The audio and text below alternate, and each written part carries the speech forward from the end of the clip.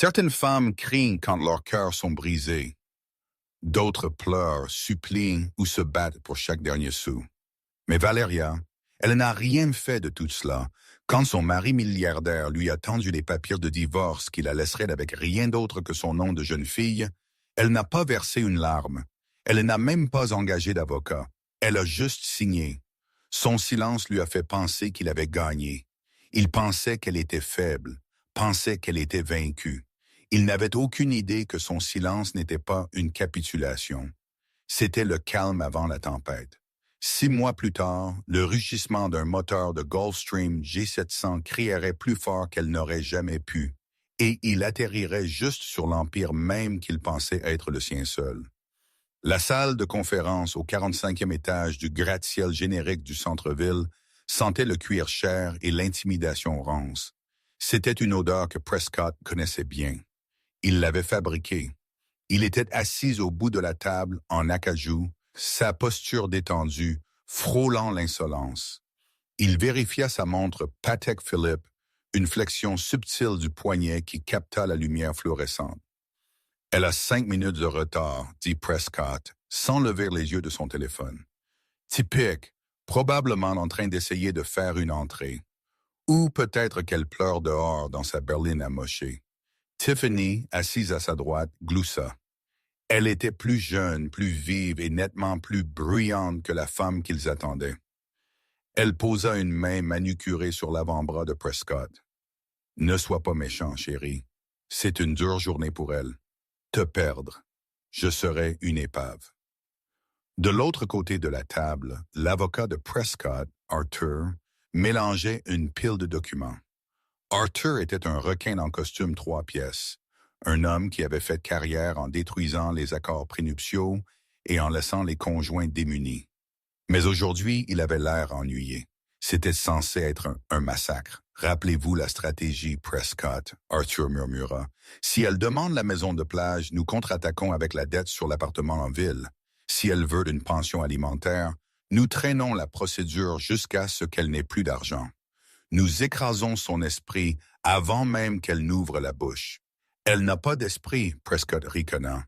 « Valeria est un fantôme. J'ai été marié à elle pendant 5 ans, et je ne pense toujours pas qu'elle ait jamais élevé la voix au-dessus d'un murmure. Elle signera, elle sait qui détient le pouvoir. Les lourdes portes en chêne s'ouvrirent en grinçant. Valeria entra. Elle ne pleurait pas. Elle ne portait pas de robe de vengeance, ni n'avait l'air échevelé. Elle portait un simple blazer anthracite et un pantalon noir. Ses cheveux foncés étaient tirés en un chignon sévère et pratique. Elle ne portait rien d'autre qu'une petite pochette. Aucun avocat ne la flanquait. Aucune pile de réfutation financière n'était glissée sous son bras. Elle avait l'air indifférente. « Désolée d'être en retard, » Valeria dit. Sa voix était calme, comme de l'eau fraîche coulant sur des pierres lisses. Elle tira la chaise en face de Prescott et s'assit, pliant ses mains sur la table vide. Prescott se redressa, fronçant les sourcils. Il voulait des larmes. Il voulait des supplications. Il voulait ressentir le frisson de la lui refuser. « Où est-ce votre conseiller, Valeria? »« Arthur ici ne va pas vous ménager juste parce que vous êtes seul. »« Je n'ai pas besoin de conseiller, » Valeria répondit, rencontrant son regard. Ses yeux, habituellement chauds et accommodants, étaient plats. « Finissons-en. J'ai un vol à prendre. » Prescott échangea un regard avec Tiffany. « Un vol? » Valeria détestait voler. Elle avait le mal de l'air sur les compagnies aériennes commerciales. « Un vol?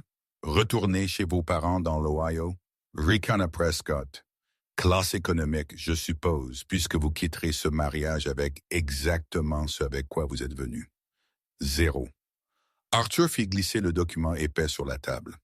Valeria, selon l'accord prénuptial, qui, je vous le rappelle, est en béton armé, vous n'avez droit à aucun soutien conjugal, aucune réclamation sur les actifs aéronautiques de Prescott et aucune réclamation sur les propriétés acquises pendant le mariage. Vous partez avec vos effets personnels et votre véhicule.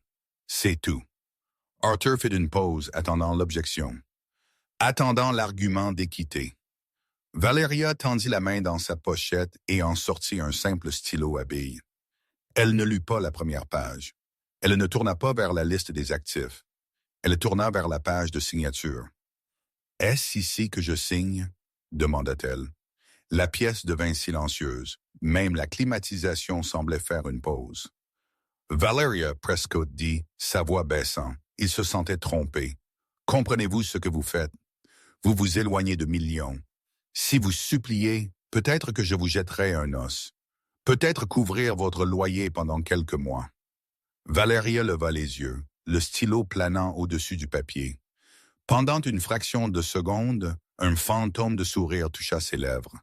Ce n'était pas un sourire heureux, c'était le sourire de quelqu'un regardant un enfant jouer avec une arme chargée.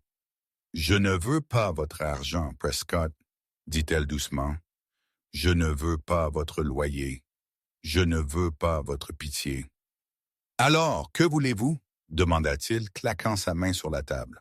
« Être sans lien avec vous, dit-elle. « Scratch, Scratch !» Elle signa son nom, Valeria Cooper.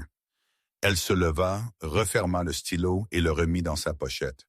« C'est tout? » Arthur le requin parut stupéfait. Il cligna des yeux, ajustant ses lunettes. « Ah oui, techniquement. Une fois que le juge tamponne ceci, vous êtes divorcé. »« Bien, » Valeria dit. Elle se tourna pour partir. « Vous faites une erreur, » Prescott appela après elle, son égo devenant violet de contusion. « Vous allez servir à table la semaine prochaine.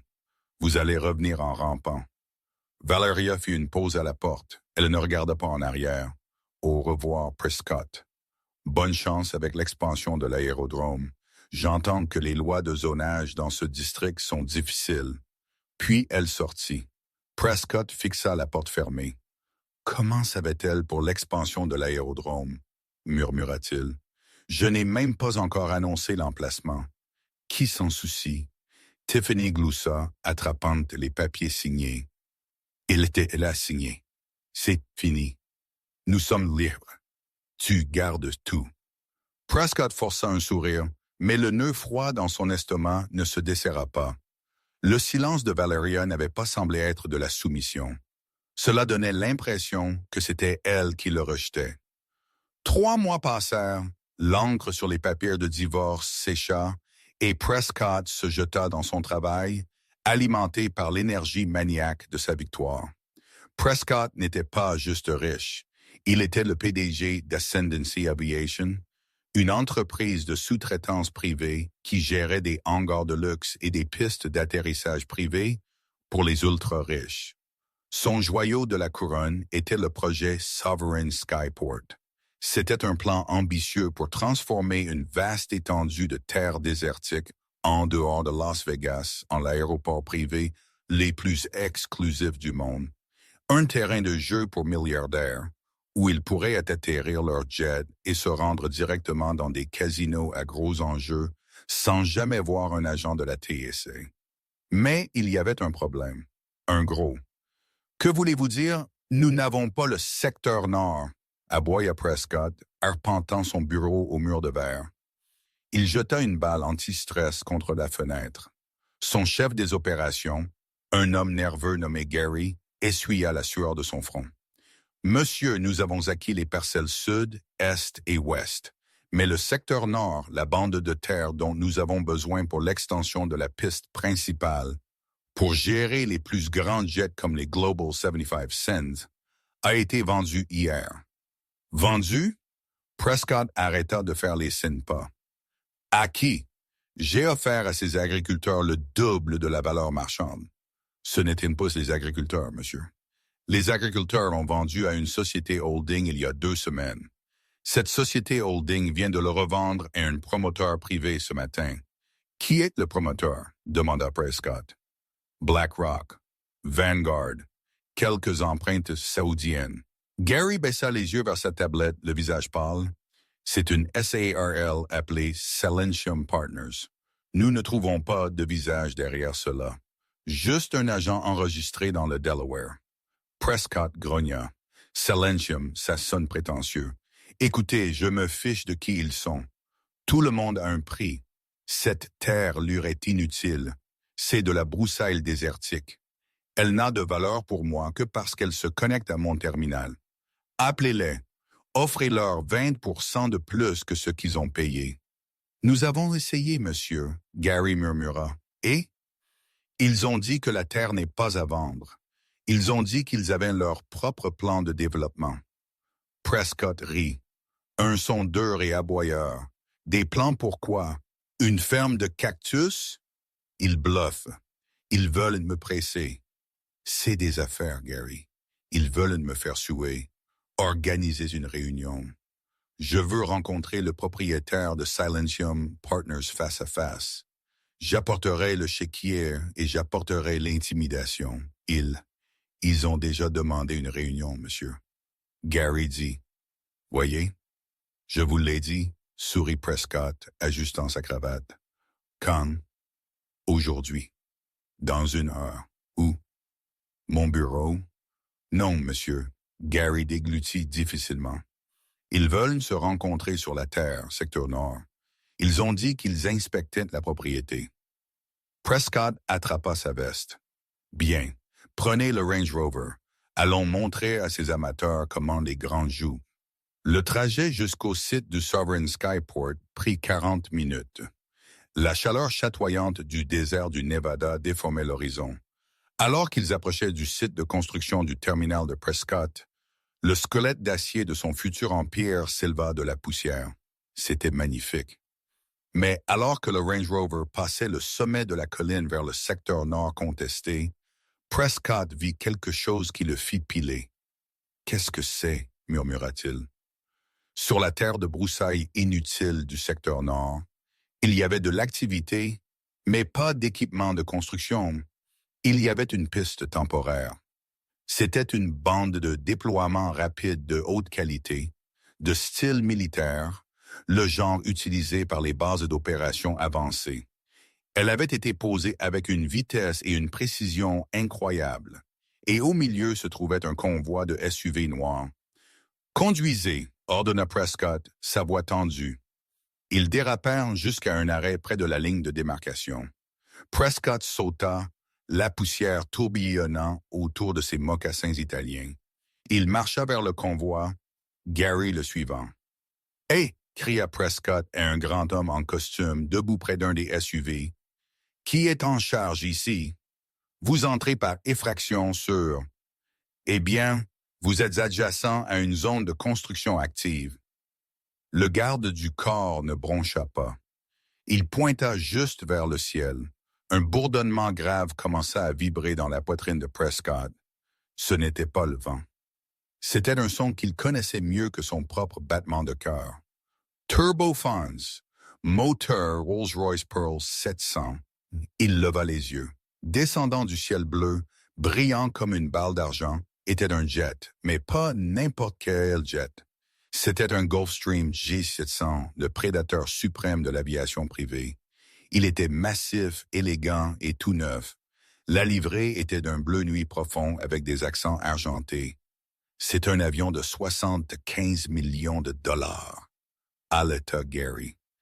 Qui est-ce? Prescott ne répondit pas. Il regarda, hypnotisé et terrifié, alors que l'oiseau massif s'évasait et atterrissait en douceur sur la bande temporaire. Les inverseurs de poussée rugirent, soulevant une tempête de cellulose, arrêtant la bête à seulement 50 yards de l'endroit où Prescott se tenait. Les moteurs s'arrêtent, les escaliers d'embarquement se déplièrent lentement du fuselage. « D'accord, » marmonna Prescott, redressant sa veste. « Voici le PDG, probablement un vieux milliardaire de la technologie. Je lui serrerai la main, complimenterai son jouet et achèterai sa terre. » Une silhouette apparut en haut des escaliers. Ce n'était pas un vieil homme, ce n'était pas un gars de la tech en sweat à capuche. D'abord, il vit les chaussures, des stilettos à semelle rouge, assez aiguisés pour tuer. Puis, les jambes drapées dans un pantalon de soie blanc. Puis, un blazer blanc ajusté qui criait la confection italienne sur mesure. La femme descendit les escaliers avec une grâce qui commandait le désert lui-même. Elle atteignit le bas et retira ses lunettes de soleil surdimensionnées, regardant directement Prescott. Prescott sentit ses genoux se déverrouiller, son souffle coupé dans sa gorge. C'était Valeria, mais ce n'était pas la Valeria qu'il connaissait. La femme effacée et silencieuse qui coupait des coupons et portait des chaussures plates raisonnables était partie. Cette femme rayonnait de pouvoir. Elle avait l'air de posséder l'air qu'elle respirait. Elle marcha vers lui, les gardes du corps s'écartant comme la mer Rouge. Elle s'arrêta à 3 pieds de distance, la chaleur irradiante des moteurs de l'avion derrière elle, créant un halo. « Bonjour, Prescott, » dit-elle. Sa voix était la même, mais entièrement différente. Elle portait du poids maintenant. « Valeria, » étouffa Prescott. « Quoi? À qui est cet avion? Tu as? Tu sors avec quelqu'un. C'est l'avion de ton nouveau petit ami. » C'était la seule explication que son cerveau pouvait traiter. Elle a dû trouver un sugar daddy immédiatement. Valeria rit. C'était un son sec et amusé. « Mon petit ami? Oh, Prescott, tu as toujours eu une imagination limitée. » Elle se retourna et tapota le fuselage du J-700. C'est le silencieux. Elle est à moi, payée en entier. « Le vôtre? » balbutia Prescott. « Avec quel argent? Vous n'avez rien. Vous avez signé les papiers. Vous êtes parti avec zéro.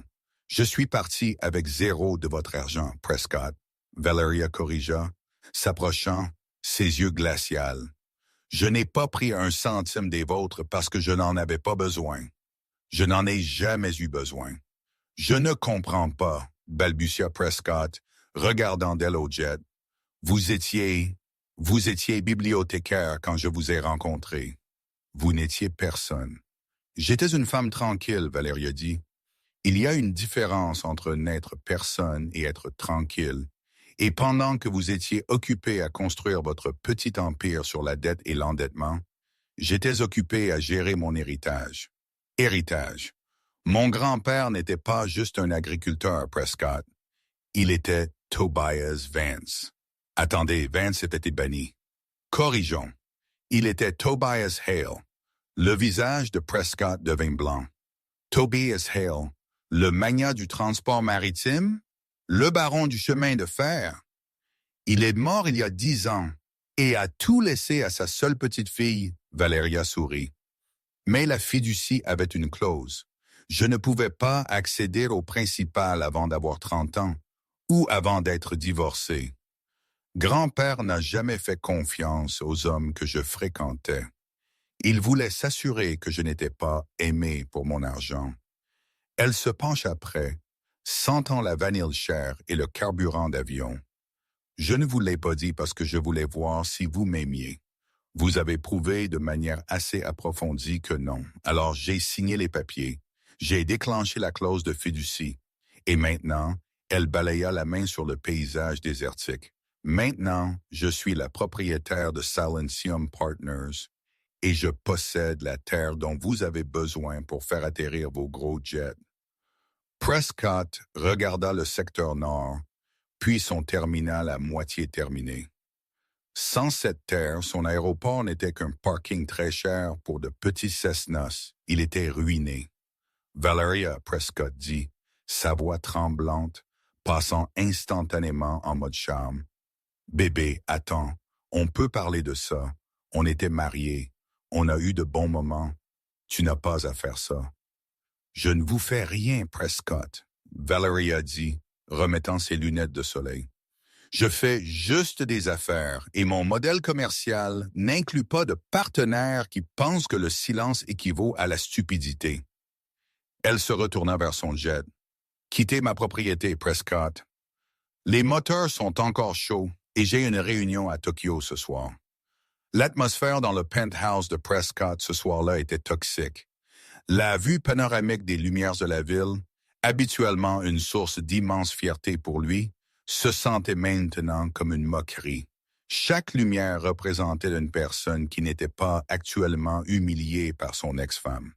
Tiffany arpentait le salon, serrant un verre de champagne qui coûtait plus que les paiements mensuels de voiture de la plupart des jeunes.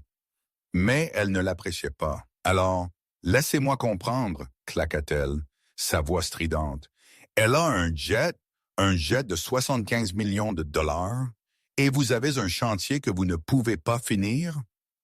Prescott massait ses tempes, ignorant la veine pulsante sur son front. C'est un revers temporaire, Tiff. Arrête de crier. J'ai Arthur qui travaille dessus. Arthur?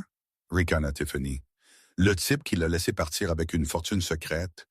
Vous avez dit qu'elle n'était personne. Vous avez dit qu'elle était une bibliothécaire ennuyeuse qui achetait ses vêtements dans des magasins à prix réduit. Elle l'était, cria Prescott, craquant enfin. Il jeta son verre de scotch dans la cheminée, le cristal se brisant contre le foyer en marbre. Elle agissait comme une personne insignifiante. Elle conduisait une Honda de 10 ans.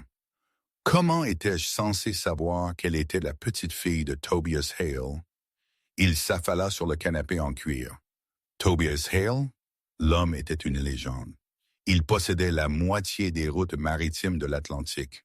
Si elle a vraiment accès à cette fiducie, elle a plus de liquidité que toute ma compagnie. Alors prends-le, exigea Tiffany, s'asseyant à côté de lui et lui agrippant le bras avec une intensité maniaque. Poursuis-la en justice. Vous avez été mariés pendant 5 ans. Cet argent est un bien conjugal. La moitié est à vous. Nous pouvons prendre le jet. Nous pouvons prendre la terre. Prescott la regarda, voyant la cupidité dans ses yeux. Cela reflétait la sienne, ce qui était peut-être la raison pour laquelle il se sentit soudainement nauséeux. Ce n'est pas si simple. À ce moment-là, Arthur arriva. Il avait l'air échevelé, un état rare pour l'avocat méticuleusement soigné.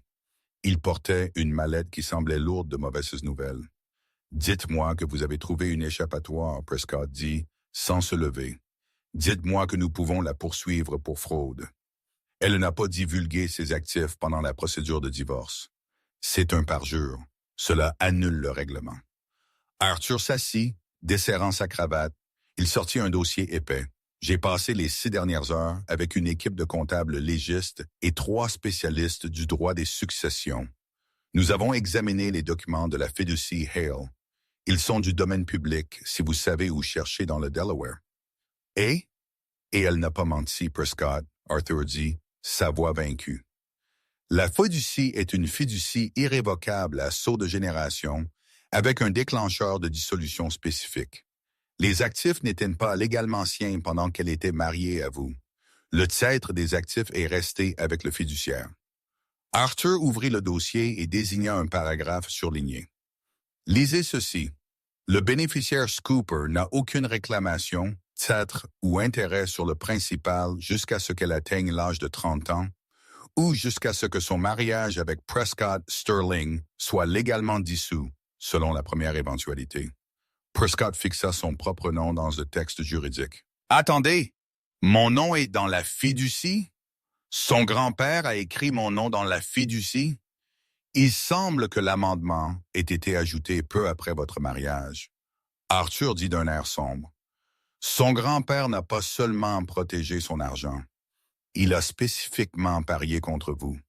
En signant les papiers de divorce, vous lui avez littéralement ouvert le coffre-fort. Au moment de la signature du juge, les actifs ont été transférés. Pendant le mariage, elle avait 0. La seconde où le mariage a pris fin, elle avait des milliards. Techniquement, elle a tout divulgué avec précision. Elle n'avait rien pendant le divorce. Prescott sentit le sang quitter son visage. « Alors j'ai fait ça? Je l'ai rendue riche? » « Vous l'avez rendue puissante, Arthur corrigea. Et parce que vous avez insisté sur la clause de rupture nette pour protéger vos actifs, vous avez renoncé à toute réclamation future sur les siens. Vous avez construit un mur de fer pour la tenir hors de votre portefeuille.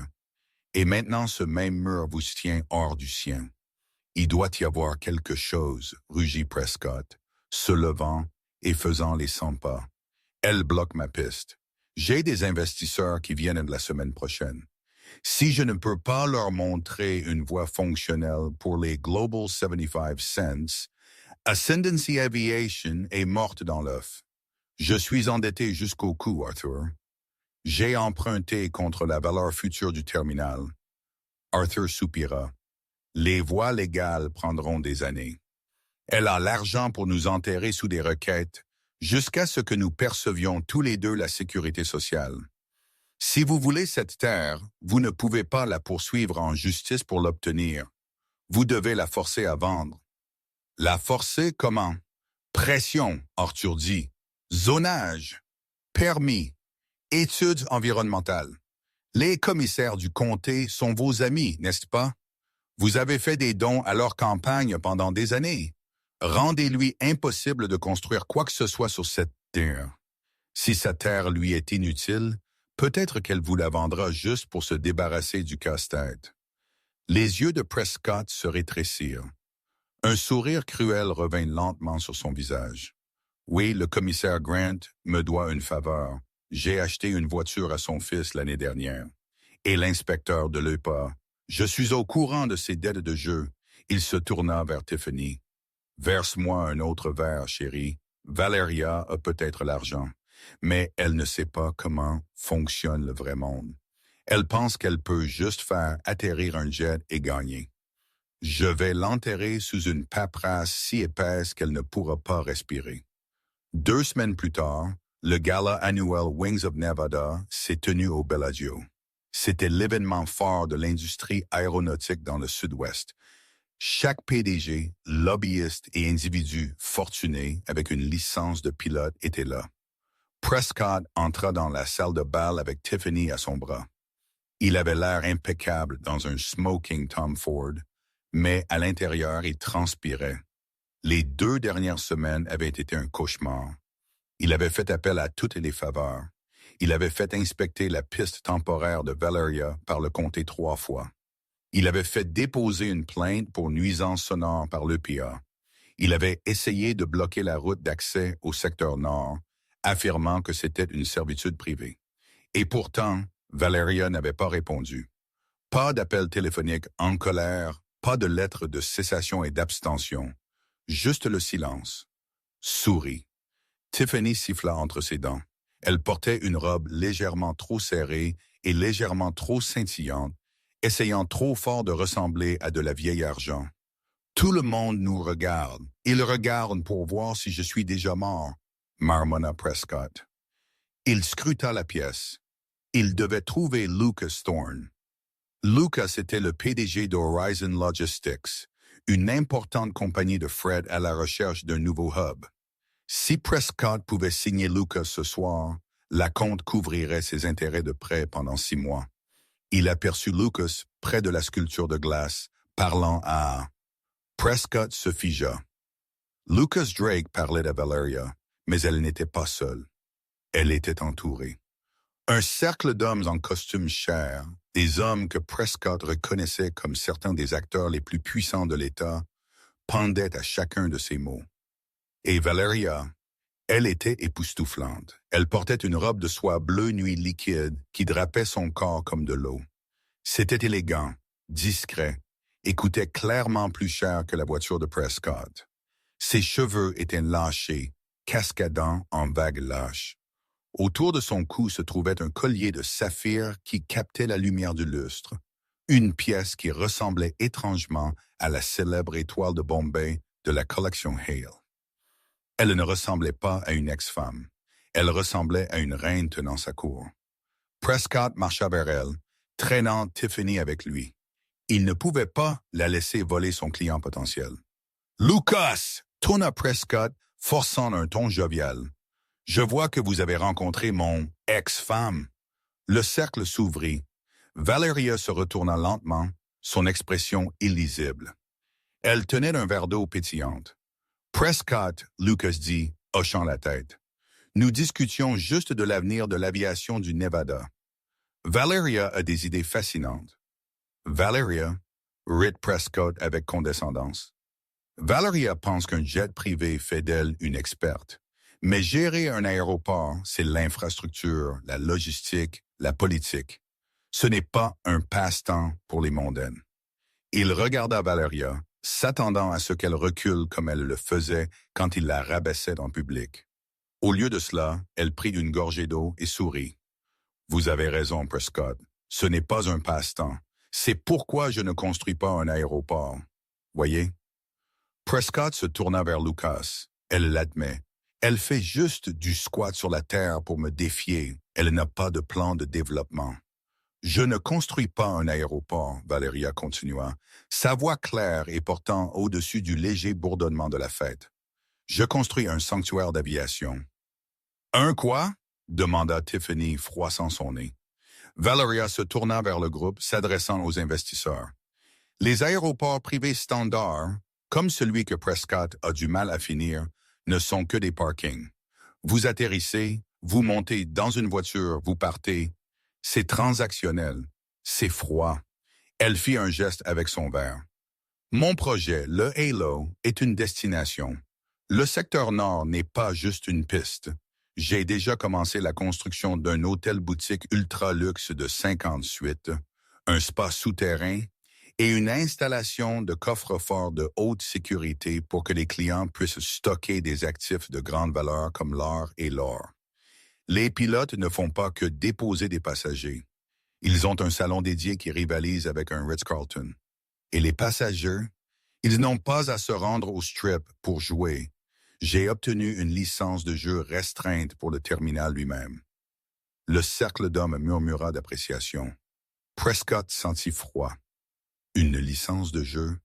C'est impossible. La commission des jeux n'a pas délivré de nouvelles licences à distance depuis une décennie.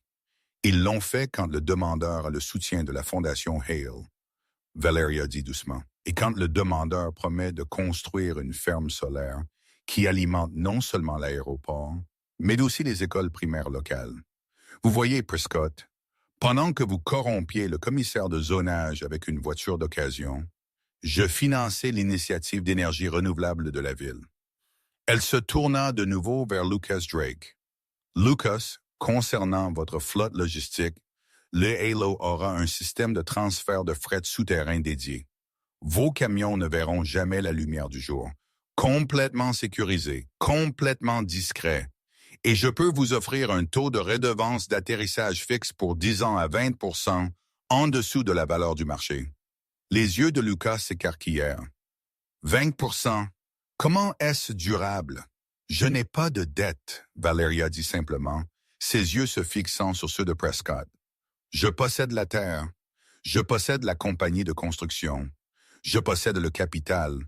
Je n'ai pas besoin de rançonner mes partenaires pour rembourser les prêts bancaires. C'était un coup fatal. Tout le monde dans le cercle savait que Prescott était endetté. Lucas se tourna vers Prescott. Prescott, écoutez, j'ai apprécié nos discussions, mais un taux fixe de 10 ans et les caractéristiques de sécurité que Valeria propose. Je dois penser à mes actionnaires. Elle ment, balbutia Prescott, la panique s'emparant de lui. Elle ne peut pas construire ça. Le père enquête sur elle pour pollution sonore. J'ai déposé la plainte moi-même. La pièce devint silencieuse. Admettre qu'il avait déposé la plainte fut une erreur tactique. Cela le fit paraître mesquin. Valeria s'approcha de lui. Elle était plus petite que lui, mais elle paraissait immense. La plainte de Lepas a été rejetée ce matin. Prescott, murmura-t-elle, assez fort pour que le groupe l'entende. Il semble que l'inspecteur sur lequel vous comptiez ait été relevé de ses fonctions. Quelque chose à propos de dettes de jeu et de corruption. Les autorités enquêtent sur qui le payait. Prescott se figea. « Oh, Valeria ajouta, et une chose de plus. Vous savez cet envoi d'acier que vous attendez? Celui pour le toit de votre terminal principal? Celui qui a été retardé de 3 semaines? Comment savez-vous pour mon acier? » siffla Prescott. Il arrivait sur un cargo transatlantique Hale, Valeria dit avec un sourire poli. Nous avons dû prioriser d'autres envois, fournitures médicales, travail caritatif. Vous savez comment c'est. La logistique est délicate. Cela pourrait être encore 4 mois. 4 mois, cria Prescott. Je serai en faillite dans 2. Alors peut-être auriez-vous dû y penser avant d'essayer d'intimider la femme qui contrôle la chaîne d'approvisionnement, Valeria dit froidement. Elle lui tourna le dos. Messieurs Scooper, nous discutons des niveaux d'adhésion pour le Halo. J'offre des adhésions fondatrices ce soir seulement. Le groupe d'hommes puissants, incluant Lucas Drake, tournèrent le dos à Prescott et suivirent Valeria vers le bar. Prescott fut laissé seul au milieu de la salle de bal, son smoking se sentant soudain comme une camisole de force. Tiffany lâcha son bras. 4 mois, demanda Tiffany, sa voix dénuée d'affection. Prescott, est-ce que ça veut dire que les cartes de crédit vont arrêter de fonctionner? Prescott ne répondit pas. Il regardait son ex-femme, la souris tranquille, détruire sa vie sans élever la voix au-dessus d'un volume de conversation. Il réalisa alors que le silence pendant le divorce n'était pas de la faiblesse. C'était le son d'un prédateur traquant sa proie. Mais il n'avait pas fini. Il lui restait une carte à jouer, une carte si sale, si dangereuse, qu'il s'était promis de ne jamais l'utiliser. Mais en regardant le dos brillant de Valeria, il savait qu'il n'avait pas le choix. S'il ne pouvait pas la battre dans la salle de conférence, il devrait lui briser le cœur. Il fouilla dans sa poche et en sortit un téléphone jetable. Il fit défiler jusqu'à un contact simplement étiqueté Le Loup.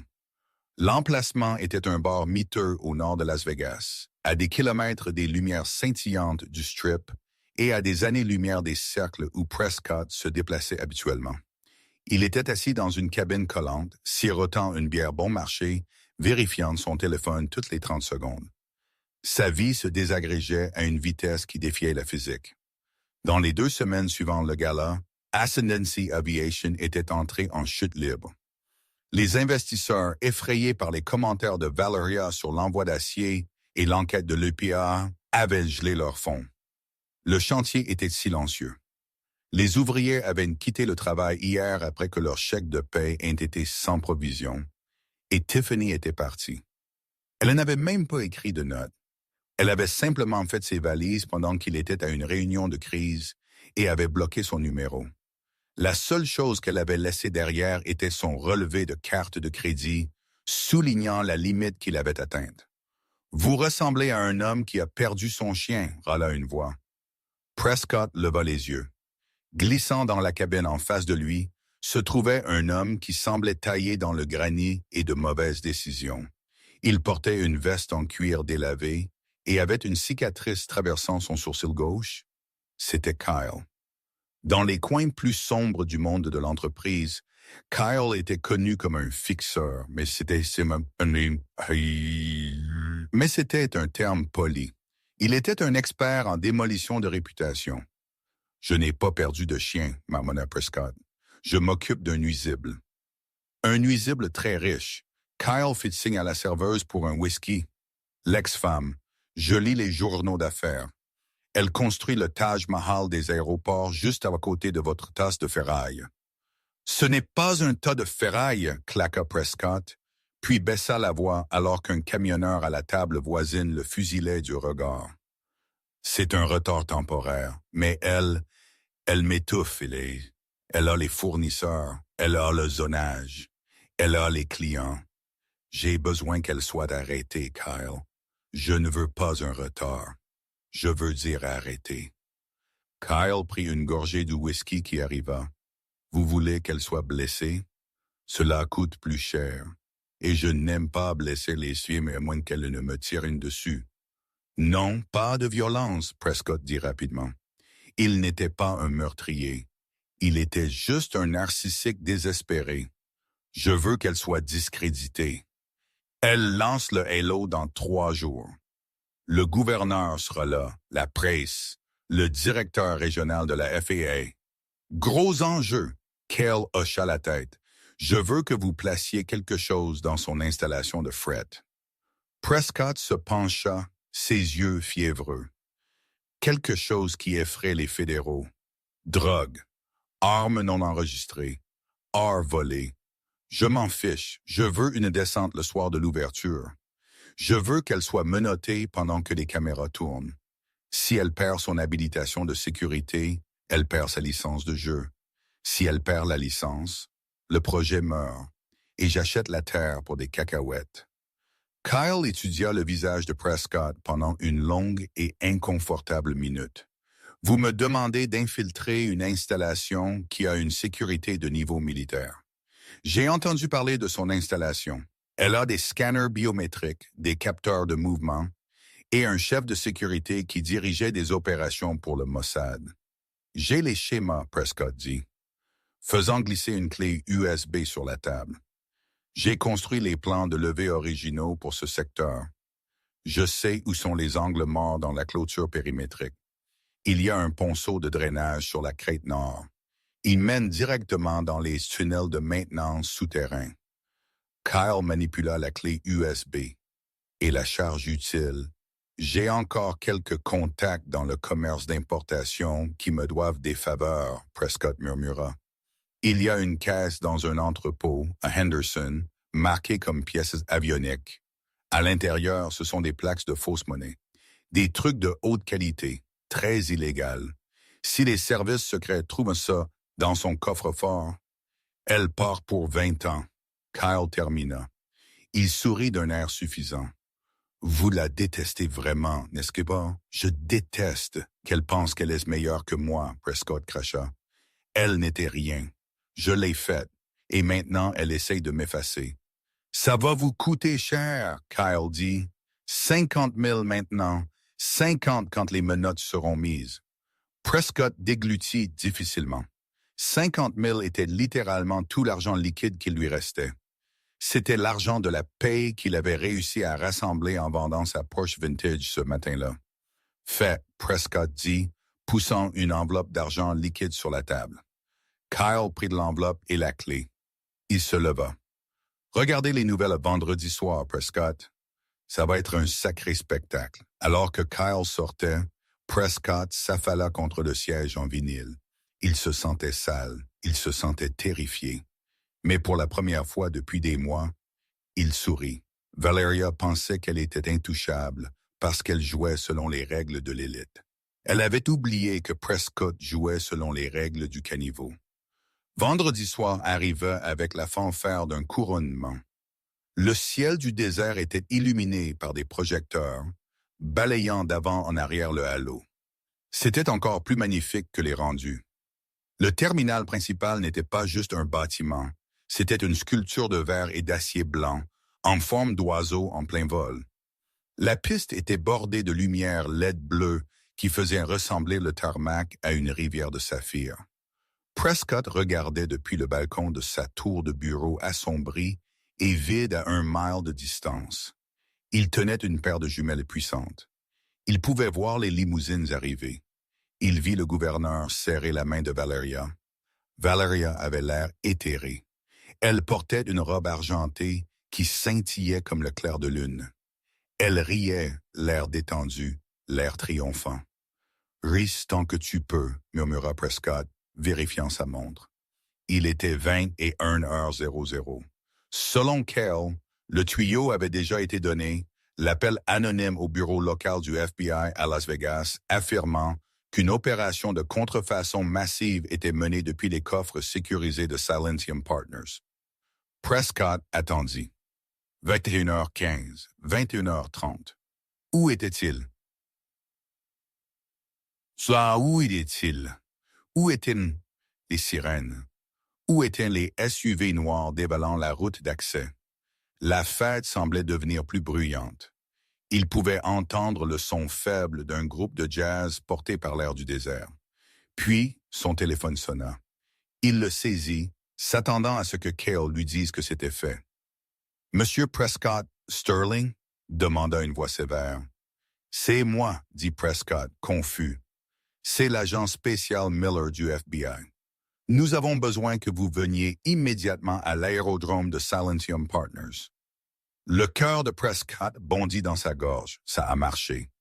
Il l'appelait en comme témoin, ou peut-être qu'ils avaient besoin de lui pour identifier les limites de propriété. « Y a-t-il un problème, agent? » demanda Prescott, essayant de paraître désinvolte. « Nous avons exécuté un mandat de perquisition basé sur un tuyau anonyme concernant des marchandises contrefaites. » L'agent Miller dit. « Nous avons besoin que vous clarifiez certains documents de propriété concernant le conteneur en question. Il y a le manifeste d'expédition de votre entreprise dessus. » Prescott se figea. « Mon manifeste d'expédition. » Kyle était censé effacer les étiquettes. « Cet idiot! Je serai juste là, » Prescott dit. « Il devait retourner ça. Il devait leur dire qu'il avait vendu ce conteneur il y a des années. Il devait se distancier. Il roula vers le halo comme un fou. Quand il arriva à la porte, le garde de sécurité, un homme massif en combinaison tactique, ne l'arrêta pas. Il lui fit juste signe de passer avec un sourire sombre. Prescott roula jusqu'au hangar principal. La fête s'était arrêtée. Les invités étaient rassemblés en un cercle confus près de la fontaine de champagne. Au centre du hangar, entouré d'agents du FBI, se trouvait la caisse. Le couvercle était forcé. Prescott s'approcha, ses jambes tremblantes. Il vit Valeria debout à côté de l'agent Miller. Elle n'était pas menottée. Elle avait l'air calme. « Ah, Monsieur Sterling !» l'agent Miller dit, s'avançant. « Merci de nous rejoindre. » « Je ne sais pas ce que c'est, lança Prescott immédiatement. « Si mon nom est sur cette caisse, c'est une erreur. Je n'ai rien expédié depuis des mois. »« C'est intéressant, » Valeria dit, sa voix traversant le silence. « Parce que, selon les métadonnées de la demande d'expédition, cette caisse a été enregistrée dans le système hier en utilisant votre code de dérogation personnelle. »« C'est impossible !» cria Prescott. « J'ai été piraté. » « Nous avons ouvert la caisse, Monsieur Sterling, » l'agent Miller dit. Prescott retint son souffle. « Ça y est, les plaques. »« Et nous avons trouvé ceci ?» Miller fit un geste vers la boîte ouverte. Prescott regarda à l'intérieur. Ce n'étaient pas des plaques de monnaie, ce n'était pas de la drogue, c'était rempli de papier déchiqueté. Et au sommet de la pile de déchets se trouvait une seule petite tablette numérique diffusant une vidéo en boucle. Prescott plissa les yeux vers l'écran, le sang quitta son visage si vite qu'il faillit s'évanouir. La vidéo était de lui. Dans le bar miteux, assis avec Cale, l'audio était limpide. « Je veux que vous plantiez quelque chose. Des plaques de fausse monnaie. 50 000 maintenant. 50 quand les menottes seront mises. » Prescott recula en titubant. « Non, c'est un deepfake. » « IA, ce n'est pas moi. » Valeria s'avança, sa robe argentée bruissant doucement. Elle le regarda avec un mélange de pitié et d'acier. « Prescott, » dit-elle doucement, « pensez-vous vraiment que j'ai construit une installation d'1 milliard de dollars sans savoir qui sont les mercenaires locaux? » Elle fit un geste sur le côté. Kyle sortit de derrière une pile de caisses. Il ne portait pas sa veste en cuir. Il portait un smoking. « Vous, haleta Prescott. »« Espèce de rat! Vous m'avez piégé. Je suis un homme d'affaires, Prescott. » Kyle haussa les épaules. « Vous m'avez offert 50 000 balles. Valeria m'a offert un poste de chef de la sécurité d'entreprise. 6 chiffres, tous les avantages et les soins dentaires. Le choix n'était pas difficile. » Kyle est venu me voir au moment où vous avez quitté le bar, Valeria expliqua. Nous avons décidé de vous laisser jouer votre jeu. Nous voulions que ce soit enregistré. Nous voulions que le FBI voie exactement jusqu'où vous iriez. L'agent Miller sortit une paire de menottes. Prescott Sterling, vous êtes en état d'arrestation pour complot en vue de commettre une fraude fédérale, dépôt de fausses déclarations et tentative de falsification de preuves. Les invités altèrent. Les caméras flashèrent, pas sur Valeria, mais sur Prescott. « Valeria !» cria Prescott alors que les agents lui attrapaient les bras. « Valeria, s'il te plaît, ne les laisse pas faire ça. J'étais désespéré. Je suis ruiné. Vous ne pouvez pas m'envoyer en prison. » Valeria ne détourna pas le regard. Elle ne sourit pas. Elle ne se réjouit pas. « Vous vous êtes fait ça à vous-même, Prescott, » dit-elle. Vous étiez tellement obsédé par ma destruction que vous avez oublié de construire quoi que ce soit pour vous-même. Vous n'êtes pas la victime ici. Vous n'êtes que le bruit. Elle se tourna vers l'agent Miller. Enlevez-le de ma piste, agent. J'ai des avions qui atterrissent. Alors qu'il traînait Prescott vers la voiture de patrouille, donnant des coups de pied et criant, il regarda Valeria se retourner vers ses invités. Le groupe recommença à jouer. Le champagne coulait. Il était l'ex-mari. Il était l'échec. Et elle était la reine du ciel. 5 mois s'étaient écoulés depuis la descente du FBI, mais le désert du Nevada restait aussi impitoyable que jamais. Le soleil tapait sur le tarmac avec une intensité implacable, scintillant en vagues de chaleur qui déformaient l'horizon. Cependant, à l'intérieur de la cabine du Silent One, le climat était une oasis parfaitement aménagée de 68 degrés. Valeria Cooper était assise dans le fauteuil du capitaine en cuir moelleux, le doux bourdonnement du groupe auxiliaire de puissance du Gulf Stream vibrant doucement sous ses pieds. Elle ne regardait pas la vue. Son attention était portée sur les rapports trimestriels étalés sur la table en acajou devant elle.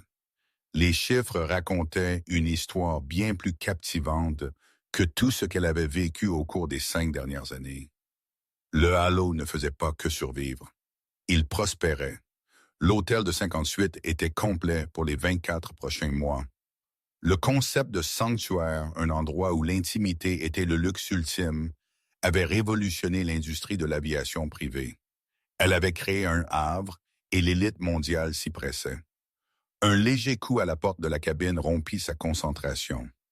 Mademoiselle Cooper, Valeria leva les yeux.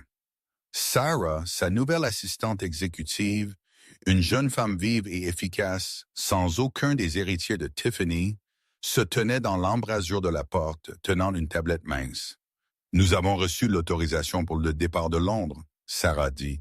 « Les pilotes effectuent les dernières vérifications avant vol, mais il y a une dernière chose qui vient d'arriver sur mon bureau. » Valeria remit le capuchon de son stylo, se penchant en arrière. « Qu'est-ce que c'est? » « L'enchère de faillite pour Ascendancy Aviation s'est conclue ce matin, Sarah dit. Sa voix neutre. Les actifs ont été liquidés. Le nom resta un instant en suspens dans l'air Ascendancy. Le mot qui était censé définir l'ascension de Prescott était finalement devenu le titre de sa chute. Valeria tourna son regard vers la fenêtre. À travers la vitre épaisse et teintée, elle pouvait voir la ligne de clôture qui séparait sa propriété de la sienne. Et Valeria demanda doucement, « Les banques ont réussi à vendre l'équipement lourd et le mobilier de bureau? » Sarah expliqua, vérifiant sa tablette. « Des centimes pour $1 surtout. Mais la terre, les secteurs sud et est, personne ne les voulait. » Valeria haussa un sourcil. « Personne? » L'évaluation environnementale est revenue la semaine dernière. La contamination du sol due à ces pratiques de construction hâtive, aux fuites de carburant, à l'élimination inappropriée des déchets, a fait de la Terre une énorme responsabilité. Les promoteurs se sont retirés. La banque est coincée avec. Alors elles sont là, pourrissant. Oui, madame, c'est une zone morte. À moins que... Sarah hésita, regardant son employeur. À moins que je ne les achète, Valéria termina, un petit sourire entendu effleurant ses lèvres. Sarah hocha la tête. La banque est désespérée de se débarrasser de cette responsabilité, demandant un montant symbolique. 50 000 $. Valeria laissa échapper un rire. Ce n'était pas un rire moqueur, mais un amusement sincère et incrédule. C'était riche, profond et non entaché d'amertume. 50 000 $. L'ironie cosmique était presque trop parfaite. C'était le montant exact que Prescott avait payé Cale pour planter des preuves qui auraient détruit sa vie. Le prix de sa trahison était maintenant le prix de son héritage. « Achetez-la », Valeria dit d'un ton décisif. « Que devrions-nous en faire ?» demanda Sarah. « La seule remédiation du sol coûtera des millions. »« Je ne me soucie pas du coût », Valeria dit, sa voix ferme. « Démolissez son terminal à moitié terminé. Abattez ces poutres d'acier dont il était si fier. Je veux que vous transformiez cette terre en une ferme solaire. Elle alimentera notre nouvelle extension de hangar. Que son échec fournisse l'énergie pour notre succès. Compris. Sarah tapa une note rapidement. Et Sarah? Valeria ajouta, son ton s'adoucissant. Oui, mademoiselle Cooper. Plantez un jardin là, juste au centre, là où était son bureau. Je veux des roses sauvages, l'espèce rustique, celles qui ont des épines, mais qui fleurissent magnifiquement dans la chaleur du désert. Sarah sourit. Considérez le fait. Sarah sortit de la cabine, fermant doucement la porte. Quelques instants plus tard, le faible gémissement des moteurs Rolls-Royce Pearl commença à monter en régime, un puissant crescendo qui signalait la préparation. Valeria se retourna vers la fenêtre alors que le jet commençait à rouler. Elle regarda le paysage défiler. D'un côté, elle voyait les terrains immaculés et manucurés du halo, débordant d'activité et de vie. De l'autre, séparé par une clôture en grillage, se tenait le squelette rouillé et silencieux du terminal inachevé de Prescott. Il semblait petit maintenant, insignifiant. Son esprit dériva brièvement vers lui.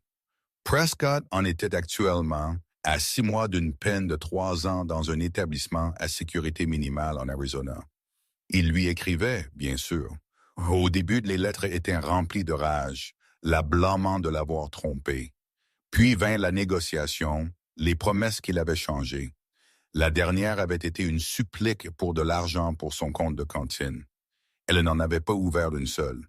Elle les brûla tous dans la cheminée de sa nouvelle maison, regardant le papier se recroqueviller en cendres. Elle n'était plus en colère. La colère exigeait de l'énergie, une ressource précieuse qu'elle refusait de gaspiller sur un fantôme. Il était le passé, une leçon apprise de la manière la plus difficile possible. Le jet tourna sur la piste principale, sa piste. La voix du pilote crépita dans l'interphone, annonçant leur départ. La poussée la repoussa dans le doux siège en cuir, une sensation de puissance immense et contrôlée. Alors qu'ils accéléraient, Valeria ferma les yeux et prit une profonde inspiration. Elle se souvint du jour au bureau de l'avocat. L'odeur de café rance et d'intimidation, la façon dont Prescott avait ricané de son silence, le prenant pour de la soumission. Il avait pensé qu'elle était faible parce qu'elle ne criait pas. Il n'avait pas compris que le silence n'était pas vide. Le silence était plein de réponses. Le silence était l'endroit où vous élaboriez une stratégie. Le silence était l'endroit où vous bâtissiez votre force pendant que le monde était occupé à faire du bruit. Le jet décolla, les roues quittant le tarmac avec un léger bruit sourd. Ils se virèrent brusquement à droite, montant de plus en plus haut dans le bleu sans fin et brillant du ciel du Nevada. En dessous d'elle, le désert rétrécit, les cicatrices de la construction, les poutres rouillées, les limites de la propriété, tout s'estompa jusqu'à devenir invisible. Elle n'était plus Madame Sterling. Elle n'était pas la victime. Elle n'était même pas la survivante. Elle était Valeria Cooper. Et elle volait enfin. Vraiment. Valeria n'a pas seulement gagné le divorce, elle a regagné sa vie. Elle a prouvé que la personne la plus bruyante dans la pièce est souvent la plus faible, et que le vrai pouvoir n'a pas besoin de crier, il a juste besoin d'exécuter. Prescott a appris à ses dépens que lorsque vous sous-estimez une femme discrète, vous pourriez bien vous retrouver sur la piste qu'elle est sur le point de posséder. Si vous avez aimé cette histoire de karma, de luxe et du retour ultime, appuyez sur ce bouton « J'aime ». Ça aide vraiment la chaîne. N'oubliez pas de vous abonner et d'activer les notifications pour ne jamais manquer une histoire. Et dites-moi dans les commentaires, qu'auriez-vous fait si vous étiez Valeria? Auriez-vous rendu visite à Prescott en prison ou auriez-vous brûlé les lettres comme elle l'a fait?